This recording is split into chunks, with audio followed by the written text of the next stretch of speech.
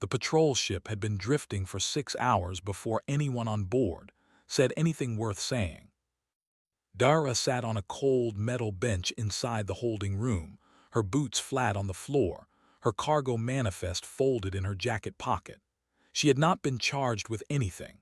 No one had explained why she was there.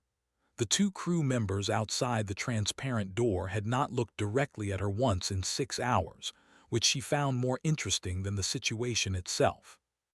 They were the same species as Council Speaker Orath. Tall, jointed at unusual angles with eyes that caught light like broken glass. Smart people, careful people, and right now, very clearly frightened people. Dara had done nothing wrong. She had filed her route correctly, declared her cargo, followed every protocol the Galactic Council required of human pilots operating in shared space. She was carrying machine parts to a relay post 3 systems over. Nothing unusual, nothing threatening. And yet here she sat, and there they stood, and neither side said a word. She spent the time thinking about her grandfather, who had worked cargo routes before humans had deep space capability. He used to say that the most dangerous moment in any negotiation was not when the other side got angry. It was when they got quiet. Anger meant they still thought they could win. Quiet meant they had started to wonder. These two were very quiet. Far across the same stretch of space, inside the orbital station above Vareth Prime, the Galactic Council was not quiet at all. The Grand Hall was built to hold 200 delegates. Today it held 212, with 12 more watching on relay screens from systems too distant to attend in person. The chamber was designed to feel permanent, the kind of room that told you the decisions made inside it would last centuries. High ceilings, tiered seating carved from pale stone, amber light from strips along the upper walls that had been burning for longer than some civilizations had existed. Orath stood on the central floor and did not enjoy standing there. He was the senior council speaker, which meant that when something went wrong at a galactic scale, he was the one who had to say it out loud. He had done this 4 times in his career. He did not like it any better the 5th time. He pulled up the display. It filled the air above the central floor in pale blue light. Charts, ship registries, construction records, population data, expansion maps with dates marked along the routes like footprints in wet ground. He said, 17 years ago, humanity was granted provisional status in the galactic community. At that time, their most capable vessels could reach a neighboring system in 11 months. Their total off-world population was roughly 40,000. They had no formal diplomatic presence and no military capability beyond basic defense. He paused. The chamber was very still. He said, "This is what they look like now." The display shifted. New maps, new numbers, deep space-capable ships numbering in the hundreds, outposts on 3 moons that every geological survey had listed as permanently uninhabitable, trade agreements with 6 species the Council had formally classified as too unstable for diplomatic engagement, an off-world population that had grown past 11 million. In 17 years. From the upper tier, the reptilian delegate Sura leaned forward. Her scales caught the amber light and scattered it. She said that humans were industrious, not dangerous. Every species expanded when given the tools to do so. This was not a crisis. This was development. From across the chamber, Breck of the Un Collective made a sound that was not quite agreement and not quite argument. Breck was amphibian, broad-shouldered, with a voice that came from somewhere deep in his chest. He said the problem was not the expansion. He said, look at the pattern. Look at what stops them. He said nothing does. He said they have been refused trade agreements and found other trading partners. They have been denied route licenses and charted new routes. They have lost ships to system failures and built better ships from the wreckage. Every wall the Council has placed in their path, formally or informally, they have walked around or broken through or simply ignored. And they do not seem to notice that they are doing anything remarkable. That is what makes this different. The chamber broke into noise. Arguments in 12 languages, some of them happening simultaneously. Sura held her position. Others moved toward Breck's view. Several delegates said nothing and simply watched the map still turning slowly in the blue light above the floor. Oreth let it run for a few minutes. Then he called it quiet. He said the Council will send a small observer team to humanity's newest outpost, Waystation Halo, located in the Kareth Expanse. They will assess. They will report. No action will be taken until the report is complete. The session closed without a decision, which was itself a kind of decision. Back on the patrol ship, the door of the holding room opened. One of the Vel crew stepped in, held out Dara's cargo manifest without comment and stepped back. She was free to go. She took the manifest, tucked it back in her pocket and walked to her ship. She did not ask why she had been held. She did not file a complaint. She simply went. But she had noticed the way they held themselves when she passed, the slight shifting of weight, the eyes that tracked her from the side but never head-on. Her grandfather had a word for that look. He called it the moment the math changes. She flew home and said nothing to anyone, but she thought about it for a long time after. The shuttle carried 3 passengers and a lot of unspoken assumptions. Sevi had brought a data pad loaded with every known fact about Waystation Halo. She had read it twice before departure and twice more on the journey. According to council records, the station was an informal human outpost, likely small and under-resourced, built on the edge of the Kareth Expanse in a region flagged as geologically active and radiation-prone. The records described it as experimental. A stress test, one analyst had written, of whether humans could sustain life in genuinely hostile conditions. Dross had brought his assessment forms and a deep professional skepticism.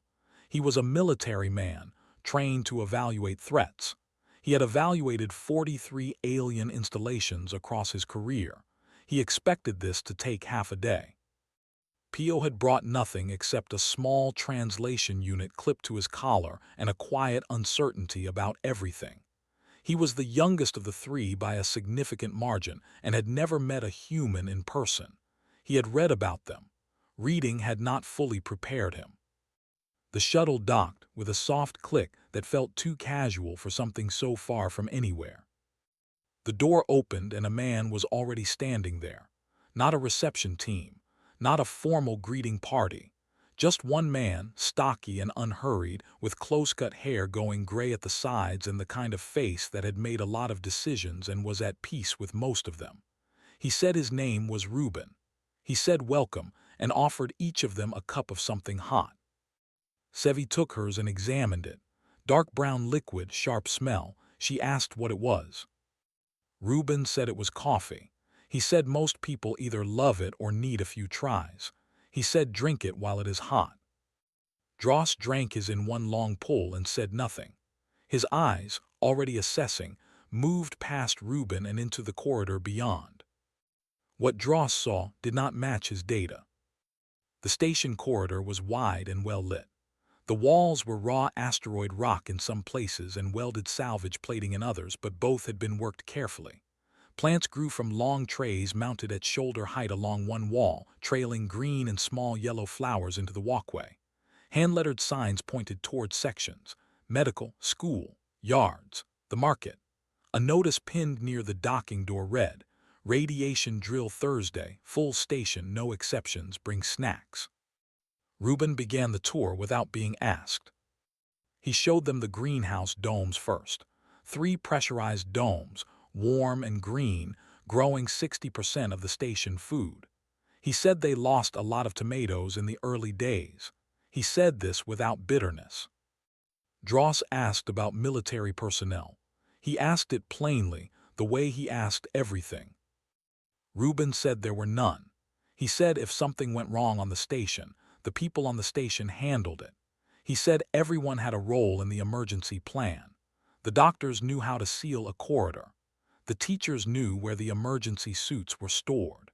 The children above a certain age had basic repair training because the station decided early on that waiting for specialists was a luxury they could not always afford. Dross wrote something on his form. He did not show it to anyone. Sevi asked about the construction. 8 months, the records said. She had assumed the records were an error. Reuben confirmed the 8 months. He said they had pulled materials from 3 derelict ships that had been sitting in the expanse for decades, plus the frame of a collapsed mining rig that was technically still owned by a company that no longer existed. He said the legal question of whether they could use the rig had been resolved by the fact that they had already used it before anyone thought to ask. He said this with the same calm tone he used for everything else. Pio had been quiet through all of this, which was not unusual for him. But when they passed through a common room near the school, a group of children noticed him. They had probably never seen a Fira before. Pio had pale skin and eyes that were too large for most species to find comfortable. He had been told this. He tended to look at the floor in social situations. The children did not look at the floor. They came directly over and started asking questions. How tall was he? Did his people have tails? What did his planet look like? Did he want to see their classroom? He went with them. One of them had taken his hand in the way small humans apparently did without thinking, and he had followed. The classroom was carved into the inner rock wall and lined with soft light. Drawings covered every surface. Stars and ships and alien creatures done in crayon and paint. One girl, small and serious, handed him a piece of paper. She had drawn both of them standing side by side, waving. Later, back at the shuttle, as the 3 observers prepared to leave, a repair alarm sounded. A micro-breach in one of the outer panels, triggered by a fragment of debris caught in the radiation field. The kind of incident that, on most stations, would mean evacuation of the sector. On Way Station Halo, a crew of 6 people appeared from 3 different directions with tools and sealant and organized themselves in under a minute. The breach was closed in 40 minutes. During the repair, someone brought the crew water. Someone else held a light at the angle they needed. No one raised their voice. Sevi sent her first message back to the council from the shuttle. She wrote, "We came expecting a problem. What we found does not have a name yet. More to follow." Pio held the drawing and did not put it down for the entire flight home. Nobody had told the Dra that help was coming. Nobody had asked them if they wanted it. 3 years before the council noticed, a small human organization called the Reach had begun operating on Ashfin. They filed no announcements. They held no press events. They simply showed up with a cargo ship full of water filtration units, a team of 4 engineers, and enough medical supplies to run a clinic for 6 months. They set up in an abandoned Dra storage building near the settlement of Roven, put a handwritten sign on the door in the Dra language that roughly translated to "ask us anything," and went to work. The Dra did not trust them immediately. This was reasonable. The Dra had been sanctioned by the Galactic Council 100 years ago after losing a border war, and the sanctions had never fully lifted. Ashfin was cold, dry, and stripped of most of its useful trade relationships. Their people were proud and careful, with long memories and good reasons for both. For the first 2 months, no one from Roven came through the Reach door. Then a child came in with a burn on her arm that had not healed correctly. Inez, the coordinator, cleaned and dressed it and showed the child's grandmother how to keep it clean going forward. She did this without being asked for anything in return. She just did it. Word moved through Roven slowly, then faster. Inez had been running aid operations for 11 years before Ashfin. She had a bad knee from a fall on a different station, and a habit of learning enough of the local language to get by before she arrived anywhere new. By the time the Reach team had been on Ashfin for 6 months, she could hold a basic conversation in the Dra tongue without the translation unit. The Dra elder Gal had not spoken to an outsider in 60 years. He had a rule about it. His people had been promised things by outsiders before. The promises had led to a war and then to 100 years of quiet, slow damage. He watched the Reach team for 8 months before he approached the door. When he finally came in, Inez was eating lunch alone at the small table near the clinic window. She looked up, gestured at the seat across from her, and went back to her food. She did not stand or make a speech or formally introduce herself. She just slid half her meal toward the empty side of the table in case he was hungry. He was not hungry, but he stayed. He asked why the humans had come to Ashfin. There were easier worlds to work on. Inez said the job needed doing, and they were the ones who showed up. She said that was how most decisions got made in her experience. Gall said the council would not like this. The Draw were sanctioned. Any group that aided them risked standing in council disfavor. Inez shrugged and kept eating. Gall had no word for a person who shrugged at the Galactic Council. He spent a long time afterward trying to think if his language had one. It did not. The council discovered the Reach operation through a routine trade registry scan. Orath called an emergency subsession. Several delegates argued that the humans were actively undermining galactic order by supporting a sanctioned species. Sura, the reptilian delegate who had defended humanity at the first session, went very quiet. She had read the field reports. The Dra had received water systems, crop seeds, and medical training. No weapons, no military intelligence, no strategic resource. They had been fed and taught to keep themselves healthy. She said nothing for most of the subsession. Breck of the Collective said the issue was not whether the Dra had been harmed. The issue was that humans had looked at a council sanction and walked through it as if it were a door someone had forgotten to lock. He said this was a habit he was finding increasingly difficult to explain away. The council sent a formal letter of concern to the human government. It was politely worded and outlined the potential consequences of continued involvement on Ashfin. The human government responded within 4 days. It thanked the council for the letter. It confirmed the mission would continue. It expressed hope the situation could be discussed further at a future meeting. It was signed by a mid-level administrator whose name no one in the chamber recognized. Breck stared at the reply for a long time. He said quietly, "They are not afraid of us, and that is the problem."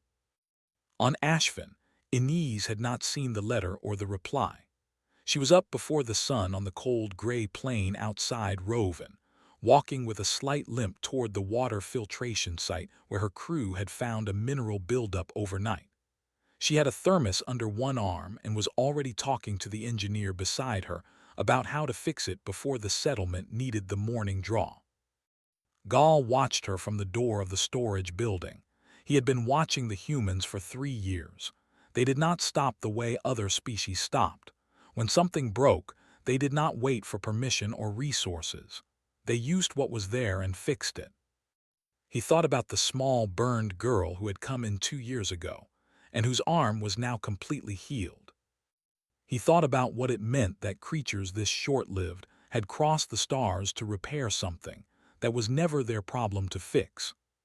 He decided it meant something very important. He just did not have the word for it yet. The plan had seemed very clean on paper. Fleet Commander Rock had presented it to the Council's Security Committee in 3 slides. Slide 1. Position 12 warships across the Marin Gap, which was the primary trade corridor humans used in the outer sectors. Slide 2. Issue a notice of temporary security review, which was a legal mechanism that required no formal vote. Slide 3. Observe the human response. Rock had argued that whatever humans did next, the Council would learn something useful. If they protested loudly, the Council had grounds for a compliance discussion. If they pushed through anyway, the Council had justification for stronger measures. If they backed down, the problem resolved itself. He had not included a slide for what actually happened. The 12 warships moved into position on a Tuesday. By Thursday, 3 human cargo freighters had arrived at the Gap perimeter, received the security notice and stopped. They did not transmit protests. They did not request emergency arbitration. They replied with a single standardized message acknowledging the notice and requesting an estimated review timeline.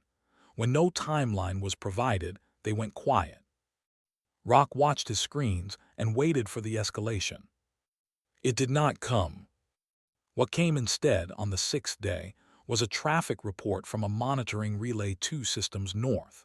Human ships were moving through the Varith debris field, a dense belt of fragmented rock that every navigation authority in the region had listed as unpassable. The field had destroyed 4 unmanned probes over the past 30 years. No crewed vessel had ever attempted it. Humans were attempting it. They went slowly. They used bright working lights on the hull to see the debris more clearly. They used 2 ships as forward spotters and 1 as the main carrier. They talked to each other constantly on open comm, calm and specific, calling out fragment positions like people on a construction site calling measurements. It took 11 hours to cross a field that was 3 hours wide under normal conditions. They did it without a single collision. By the second week, the northern route was established. By the third week, other species were using it. A Vel trading company ran the numbers and found that the new route, despite the debris crossing time, was actually 40 minutes faster than the gap on the average round trip because it bypassed 2 inspection checkpoints. The blockade was still in position. Nobody was using it anymore. Rock ordered it lifted on a Thursday morning and filed the notice quietly. The 3 original freighters were still parked at the old gap perimeter. They had been there for 23 days. Rock sent a brief clearance notice to their comm channel. The lead ship replied within minutes. The captain was a man named Dex. His reply read, "Thanks for the notice. Good timing, we just finished the engine work. We'll be on our way." Rock read it twice. He was not sure what engine work had been planned. He pulled the monitoring data on the 3 ships from the past 3 weeks. The crews had spent the first week doing full mechanical checks on all 3 vessels. The second week, they had traded what appeared to be physical books between ships using the small shuttle craft. At some point in the second week, one of the cargo bays had been partially cleared and repurposed. The monitoring image was not detailed enough to show exactly what was in it. It appeared to be plants. They had started a garden. 23 days at a military blockade, and they had used the time to fix their engines and grow things. Rock closed the monitoring file and sat back in his chair.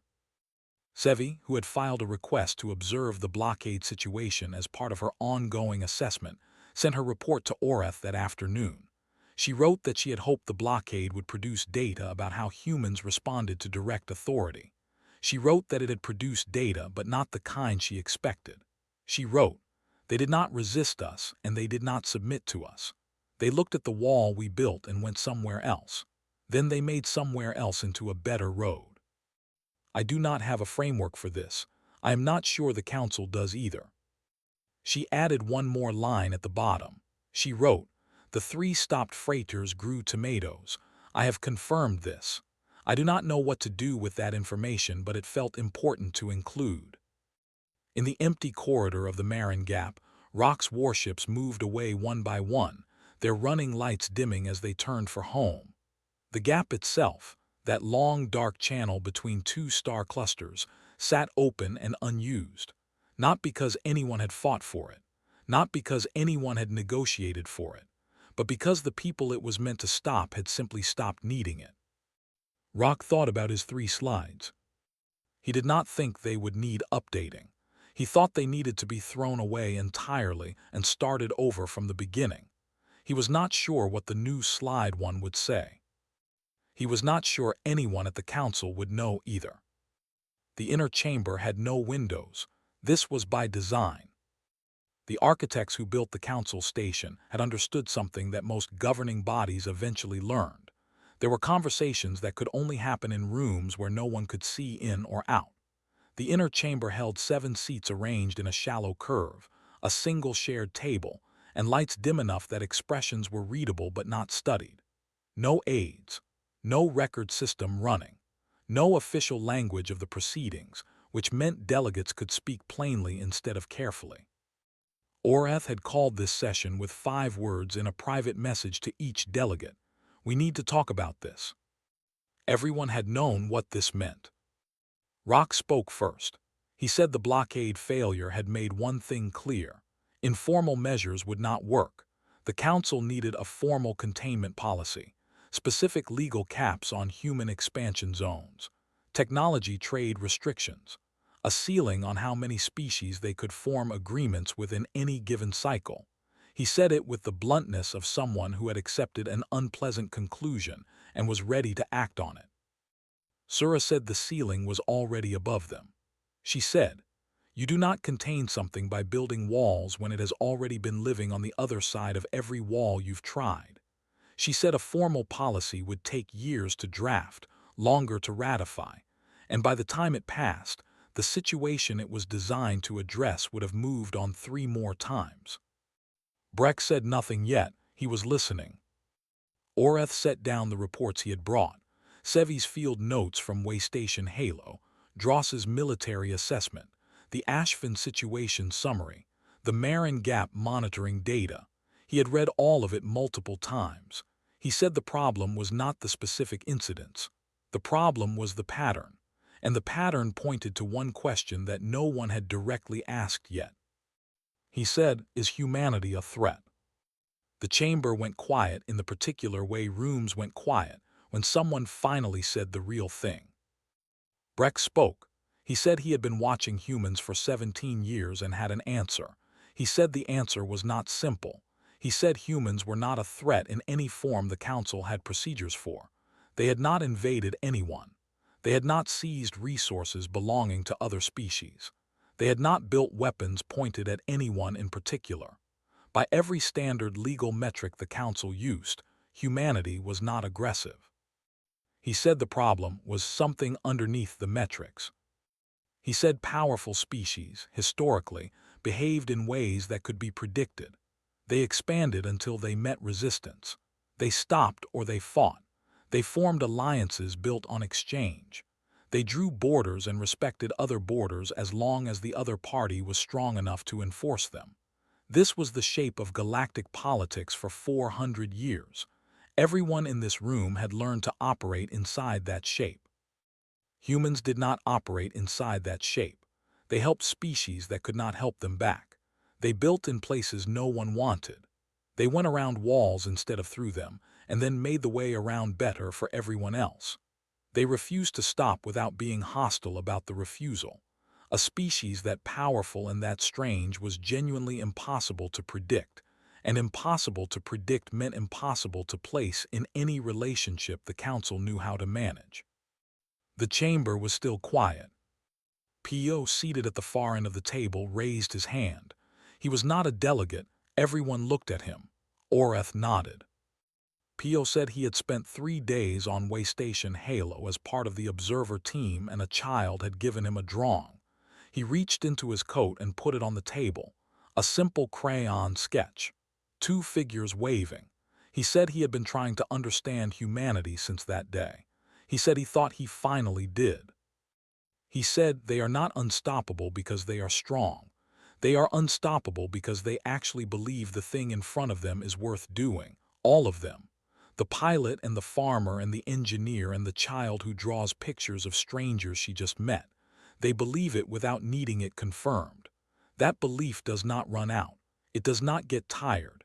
It does not stop when it fails. It tries again. He picked up the drawing and put it back in his coat. Sura said quietly, "So what do we do?" No one answered for a long moment. Then Orath said, "We have been asking the wrong question. The question is not what we do about humanity. The question is what becomes of any civilization that decides humanity is its enemy." The room did not go loud. It went the other kind of quiet, the kind where something has been understood that cannot be ununderstood. One by one the delegates sat with it, the maps on the table, the drawing in P.O.'s coat, the blockade that had ended with tomatoes, the letter signed by someone nobody knew. Sura looked at Rock. Rock looked at the table. Breck said very quietly that he thought they had been looking at a mirror this entire time and calling it a threat. No one disagreed. The message that changed everything arrived on a freight routing channel. This was not because the Galactic Council had intended it that way. They had sent the diplomatic request through the standard human government relay, addressed to the Office of Interstellar Affairs, requesting a formal meeting with an authorized representative. The office had forwarded it. Several people had forwarded it further. Somewhere in the chain it had ended up in the message queue of a cargo pilot named Dara, who had a layover, who happened to already be heading in that direction, who sent back a reply that said, "I can be there in 4 days." The council was informed that their representative would be arriving in a cargo freighter. This had never happened before. Dara docked at the council orbital station on the 4th day, on time, in a ship that looked like it had survived several arguments with asteroids and won most of them. She came through the docking corridor alone, with a thermos and the same patched jacket she had been wearing the last time she was held in a council cell, which felt like a long time ago now. Orath met her at the corridor junction. He was taller than her by a significant margin. He had prepared a formal opening statement. He did not use it. She shook his hand before he could begin, which was a human custom he had read about but which was still somehow surprising, and asked him if there was somewhere they could sit down.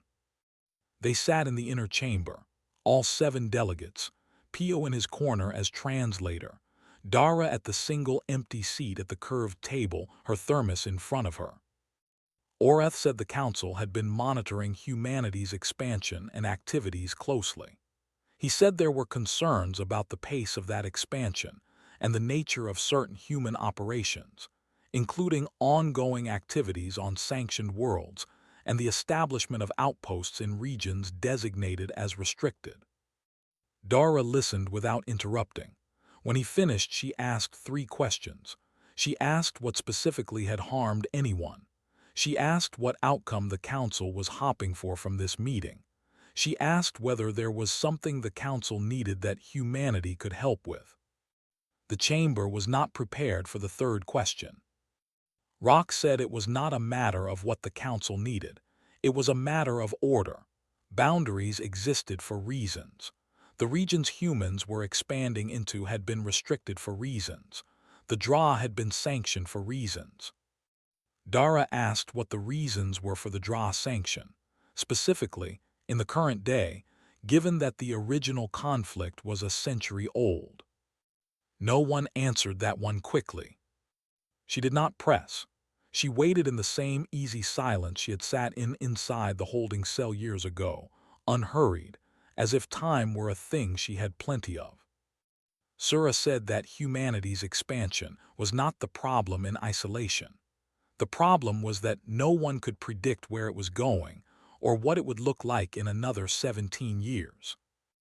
Dara said that was fair. She said she could not fully predict it either. She said humans generally did not plan that far ahead in a straight line.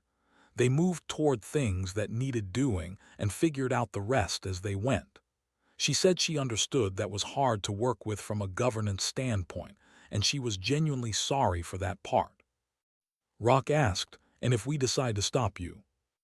Dara looked at him directly.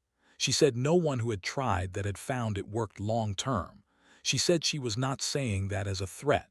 She was saying it as an observation that she thought was probably useful information for everyone in the room.